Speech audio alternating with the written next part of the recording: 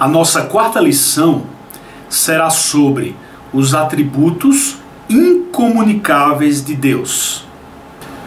A primeira pergunta: o que são atributos de Deus?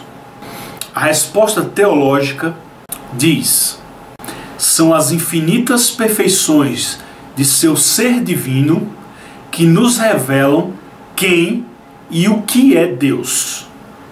1 Pedro capítulo 2, verso 9. Mas vós sois geração eleita, sacerdócio real, a nação santa, o povo adquirido, para que anuncieis as virtudes daquele que vos chamou das trevas para a sua maravilhosa luz.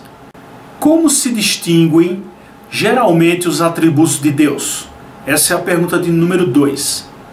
Distingue-se como atributos comunicáveis e incomunicáveis. O que quer dizer essa distinção? Essa é a pergunta de número 3. O que quer dizer essa distinção entre atributos comunicáveis e atributos incomunicáveis? Quer dizer que, já que somos criados à imagem de Deus, alguns atributos são refletidos em nós. São chamados os atributos comunicáveis. Aqueles atributos que Deus comunica à sua criatura humana. A pergunta 4, ela diz: quais são os atributos incomunicáveis de Deus? São 5 respostas. Sua unicidade, sua simplicidade, sua independência, sua infinitude e sua imutabilidade. Repetindo: unicidade, simplicidade, independência, infinitude e imutabilidade. A pergunta 5 é: o que quer dizer unicidade de Deus? A unicidade quer dizer que há somente uma essência divina e que não há Deus fora dele. Deuteronômio 6:4 diz: ouve Israel, o Senhor nosso Deus é o único Senhor. E o Salmo 18:31 diz: porque quem é Deus senão o Senhor? E quem é rochedo senão o nosso Deus? A pergunta 6 é: o que quer dizer simplicidade de Deus? Pergunta 6.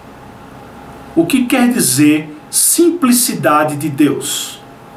Que Deus é indivisível e ele não é composto e que seus atributos são um nele.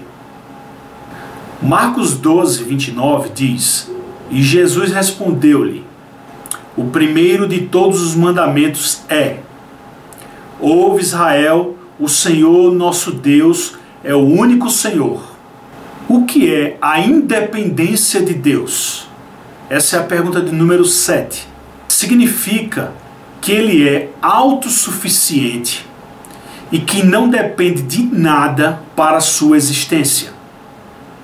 Como está em Isaías 40:13 e também em João 5:26. Quem guiou o Espírito do Senhor, ou como seu conselheiro o ensinou? Porque o Pai tem vida em si mesmo, assim deu também ao Filho ter a vida em si mesmo.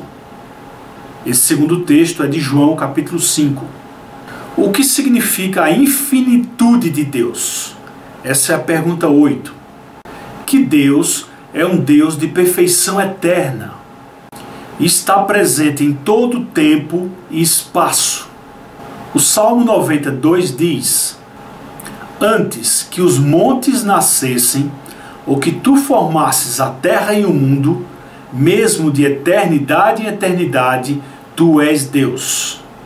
Jeremias 23:23 e 24 diz: porventura sou eu Deus de perto, diz o Senhor, e também Deus de longe?